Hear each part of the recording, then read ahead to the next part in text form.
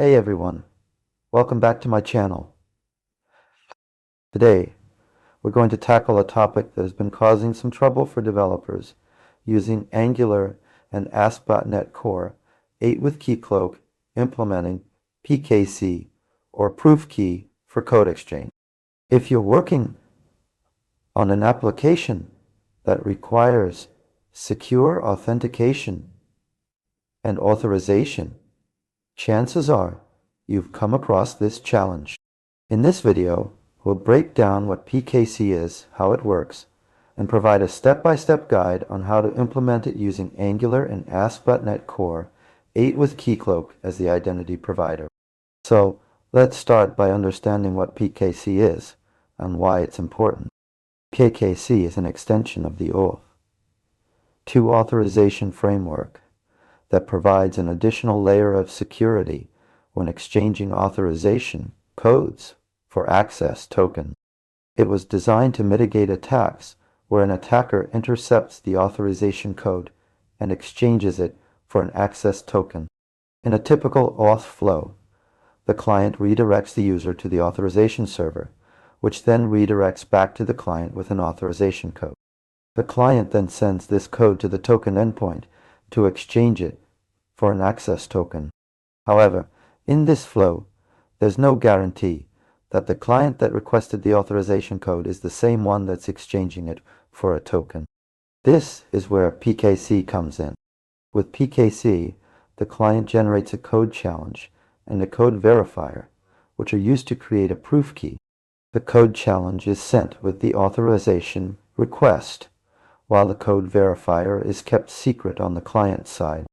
When the authorization server redirects back to the client with an authorization code, the client then sends this code, along with the code verifier, to the token endpoint to exchange it for an access token.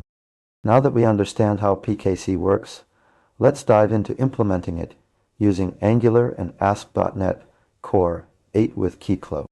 The first step is to configure your Keycloak instance to support PKCE. This involves enabling the PKCE extension in the Keycloak admin console and configuring the code challenge method. Next, on the client side, you need to generate a code challenge and code verifier using a cryptographically secure pseudo-random number generator. You can use libraries like CryptoJs or Angular PKCE client to help with this step. When the user initiates the authorization flow, redirect them to the Keycloak authorization endpoint, passing along the code challenge and other required parameters. After the user authenticates, Keycloak redirects back to your application with an authorization code. Finally, use the authorization code and code verifier to exchange for an access token at the Keycloak token endpoint up. Make sure to validate the token response to ensure that it's genuine and not tampered with.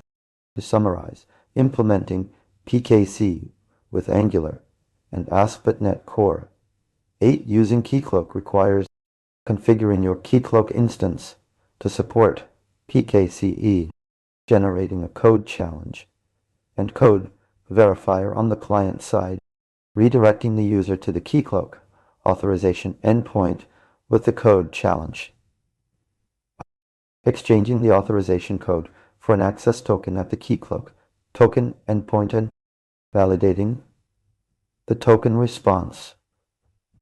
That's it for today's video.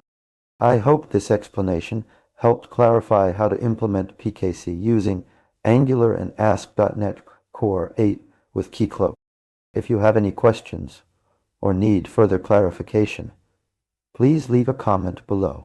Don't forget to like this video if you found it helpful, and subscribe to my channel for more content on secure authentication and authorization in modern web applications. Thanks for watching.